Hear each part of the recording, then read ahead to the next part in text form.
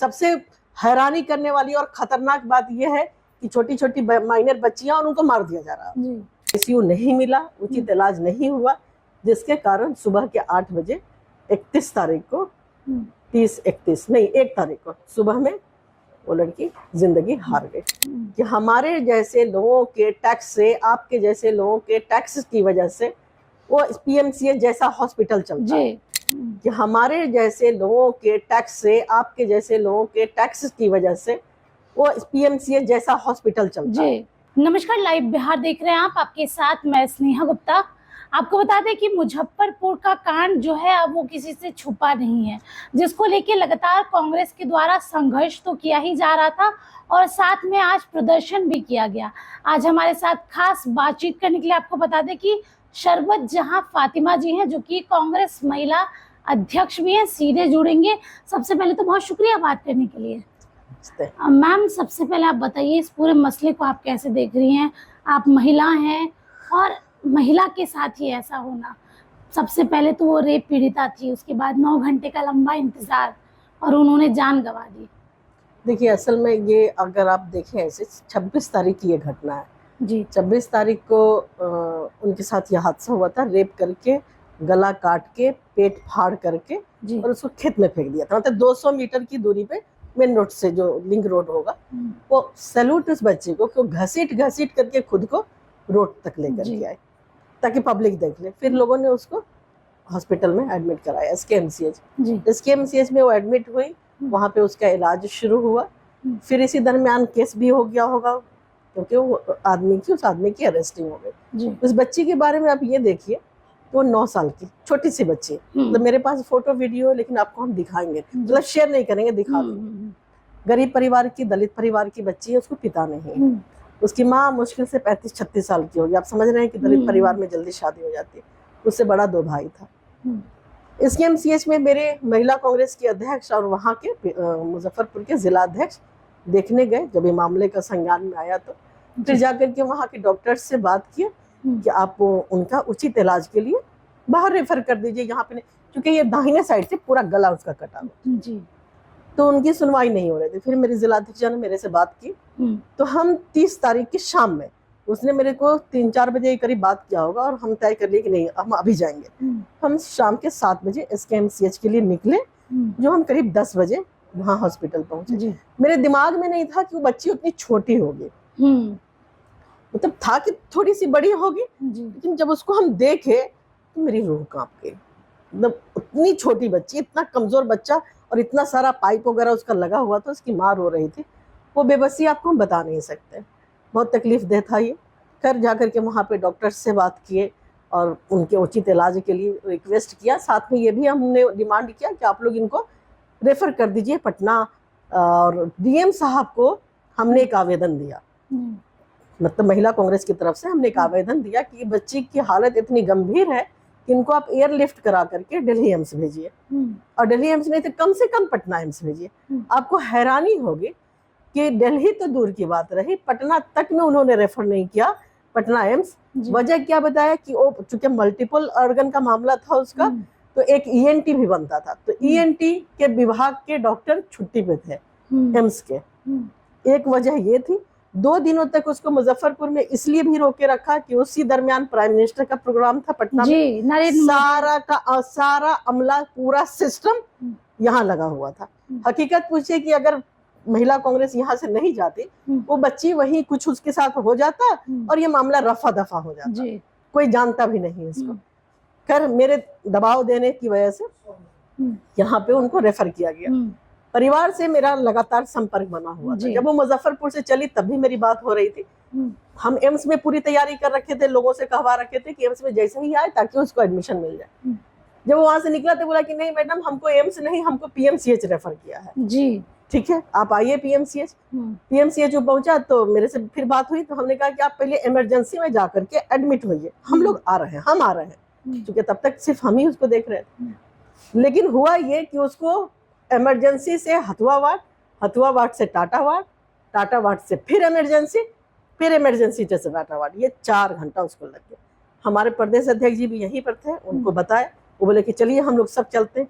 करीब 10-15 गाड़ी से पूरा कांग्रेस पार्टी का शीर्ष नेतृत्व के साथ हम लोग वहां पे पहुंचे। उसके बाद हम लोगों के 1.5 से 2 घंटा संघर्ष के बाद 4 साढ़े 4 बजे 4:30 पौने 5 हो रहा होगा, उस लड़की को गायनी विभाग के जगह में एडमिशन मिला। क्या भाई कि गायनी का मामला, चूंकि रेप केस हुआ है तो गायनी का मामला। अरे ईएनटी देख लीजिए, उसका पूरा पेट, सबसे पहले तो हम तो डॉक्टर थे नहीं, अब उसको इमरजेंसी में एडमिट कीजिए, इतना कॉमन सेंस तो हम लोगों को भी है, इमरजेंसी में एडमिट कीजिए, उसको आईसीयू में डालिए, उसको जो उचित व्यवस्था है, उसका जो सिस्टम है उसके अनुसार आप कीजिए। लेकिन पीएमसीएच तो भगवान भरोसे चल रहा है। हमारे अध्यक्ष उस दरमियान फोन लगाए मंगल पांडे जी को कि भाई उनसे भी मदद लिया जाए, लेकिन मंगल पांडे जी ने फोन नहीं उठाया। सुपरिटेंडेंट साहब ने बदतमीजी कर, डॉक्टर से इतने एरोगेंट थे कि समझ ही में नहीं आया। हम लोग सबसे झड़प के फोटो वीडियो फोटोज वायरल आपने देखा भी होगा। उसके बाद किसी तरह से वो बच्ची हुई, लेकिन ठीक लगातार उससे संपर्क में हम बने रहे। उसको आईसीयू नहीं मिला, उचित इलाज नहीं हुआ, जिसके कारण सुबह के 8 बजे 31 तारीख को 1 तारीख को सुबह में वो लड़की जिंदगी हार गई। ये इतना तकलीफ दे और इतना संवेदनशील मामला था कि हम आपको बता नहीं सकते। उसी क्रम में आप देखेंगे, उसी मुजफ्फरपुर में कुढ़नी के आसपास में करीब 26 से लेकर के अभी तक 5 ऐसी घटनाएं हो गई। अब 5 लगभग माइनर लड़कियां हैं। फातिमा जी, एक सवाल ये भी है, अगर हम पीएमसीएच को लेके बात करें, कहा जा रहा है बिहार का सबसे बेहतरीन अस्पताल, एशिया का सबसे बेहतरीन अस्पताल, लगातार काम वहाँ चल रहा है, स्वास्थ्य मंत्री है हमारे मंगल पांडे जी। आखिरकार ये जो चुप्पी है वो किस लिए है, बोल क्यों नहीं रहे वो? यही तो अफसोस की बात है कि हमारे जैसे लोगों के टैक्स से, आपके जैसे लोगों के टैक्स की वजह से वो पीएमसीएच जैसा हॉस्पिटल चलता है। इसीलिए ना कि आम जनों का इलाज होगा, आम लोग आसानी से वहां पे जा सकेंगे। किसी बड़े नेता ने कहा कि जो पहले से आईसीयू में जो बच्चे एडमिट थे, क्या उसे निकाल करके गंगा में फेंक दिया जाता? अरे ये कैसी बदजबानी है। आप क्यों नहीं उतना बेड बढ़ाते हैं? आबादी के अनुसार आप बेड बढ़ाइए। आपको ना जगह की कमी है, ना पैसे की कमी है। आप जो चीजें सरकार के प्रचार प्रसार पर लगाते हैं, आप वो जरूरी चीजों पर लगाए ना। बेसिक चीज है, खाना, कपड़ा, इलाज, ये बेसिक चीज है ना। जब इस तरह के हादसे आपके स्टेट में हो रहे हैं, आपके राज्य में हो रहे हैं, आप क्यों नहीं बढ़ा रहे हैं? दलित बच्ची जब वहां पे संघर्ष करके 3 घंटे 4 घंटे पॉलिटिकल पार्टी उसमें इन्वॉल्व होती है, वो संघर्ष करती है, तब उसको एडमिशन मिलता है। तो सोचिए कि ऐसे जो, ये तो एक हाई प्रोफाइल केस इसको कहा जाएगा, जो आम जन, जो दिनचर्या के लोग के तरीके में लोग आते हैं, उनका क्या हाल होता है एडमिशन के लिए? उनको क्या हाल होगा? एक तो नंबर 1 की ये सिस्टम बहुत खराब है। दूसरे इसमें आ जाइए आप लॉ एंड ऑर्डर में। नीतीश कुमार जी पीछे 20 साल से मुख्यमंत्री बने बैठे हुए। आपको पता भी होगा कि उसमें करीब 50+ % महिलाओं का वोट होता है ना। खुद भी कहते हैं कि महिलाएं बात भी सही, बिल्कुल सही कहते हैं, क्योंकि वो महिलाओं को डराते हैं। जंगल राज आ जाएगा, अगर मैं सीएम नहीं बनूंगा तो फिर से जंगल राज आ जाएगा। 25 साल पीछे की चीजों को आप जंगल राज कह के डराते हैं और महिलाओं को टेकन फॉर ग्रांटेड लेते हैं कि महिलाएं जाएंगी कहाँ, आएंगी तो मेरे ही पास। लेकिन अब महाजंगल राज जो पीछे आपका 15 साल से चल रहा है, वो आपको नहीं दिख रहा। आज आप लोगों ने प्रोटेस्ट भी किया, पहले तो राजभवन गए, बिल्कुल, उसके बाद मंगल पांडे के आवास से घेराव किया। पुलिस प्रशासन ने कई कार्यकर्ताओं पे लाठीचार्ज की, हम लोगों पर भी किया। हाँ, अच्छा, आप लोगों पे भी किया। तो बड़ा सवाल ये है कि जब भी अपने हक की मांग आप जैसी पॉलिटिकल पार्टी से हुई है, तब ये हाल है, तो अगर आम जनता होती तो क्या होता? महामहिम के यहाँ हम लोग गए थे महिला सुरक्षा में संज्ञान लेने की बात करने के लिए कि उनको बताया हमने कि पीछे 15 दिन में ऐसा लग रहा है कि हर आधे घंटे पे एक रेप हो रहा है जी। इस तरह की खबर मिल रही है। और अब सबसे हैरानी करने वाली और खतरनाक बात यह है कि छोटी छोटी माइनर बच्चियां और उनको मार दिया जा रहा है।